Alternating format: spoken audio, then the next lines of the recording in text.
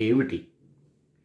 Gate బయట car ఆపిస్తే నడుచుకుంటూ వెళ్ళారు వీళ్ళంతా. అది అవమానం కాదా? అదే సమయంలో మంచు విష్ణు కారు సరాసరి లోపలికి వెళ్ళిపోయింది.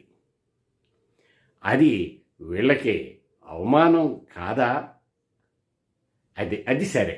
ఇక లోపలికి వెళ్ళిన తర్వాత చిరంజీవి ప్రాధేయపడిన విధానం ప్రపంచమంతా చూసింది. అది ఎవరు ఒప్పుకున్నా ఒప్పుకోకపోయినా ఇది నిజం. మరి అది అవమానం కాదా? కాదంటే కాదు.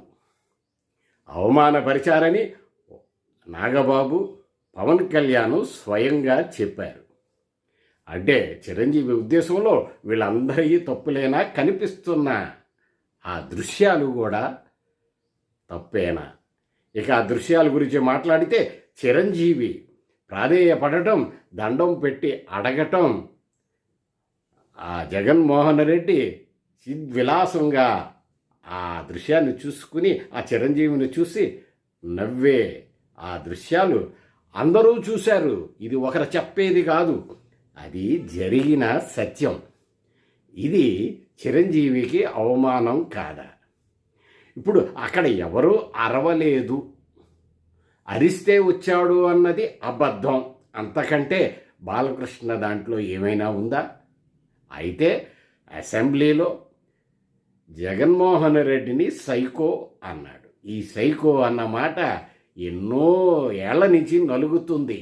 ఎందుకంటే వైజాగ్లో ఒక డాక్టర్ని పిచ్చోడిని చేసి చంపడం ఎక్కడో చరిత్రలో విన్నాం ఇలాంటివి. ఇక్కడ స్వయంగా ఆ విశాఖపట్నంలో జరిగింది. ఇలాంటి ఘోరాలు ఎన్నో. బాబాయి హత్య ఇవన్నీ పక్కన పెడితే ఆయన పరిపాలనా విధానాన్ని బట్టి తెలుగుదేశం వాళ్ళు ఒక పాట కూడా రిలీజ్ చేశారు. సైకో పోవాలి, సైకిల్ రావాలి. అప్పుడు ఎందుకు అబ్జెక్ట్ చేయలేదు? ఈ సైకో అనే పదం ఆయన చేసిన కొన్ని దుశ్చర్యల వల్ల వాళ్ళు అన్నారు కూడా. ఇప్పుడు కొత్తగా బాలకృష్ణ అన్నదైతే కాదు. కాబట్టి చిరంజీవి విషయంలో ఎవరిని అవమానపరిచారు? బాలకృష్ణ అవమానపరిచాడా? జగన్మోహన్ రెడ్డి అవమానపరిచాడా? ఇప్పుడు దాని మీద పుంఖానుగా ఎన్నో వీడియోలు వచ్చేసాయి, చిరంజీవిని సమర్థిస్తూ, బాలకృష్ణ సమర్థిస్తూ.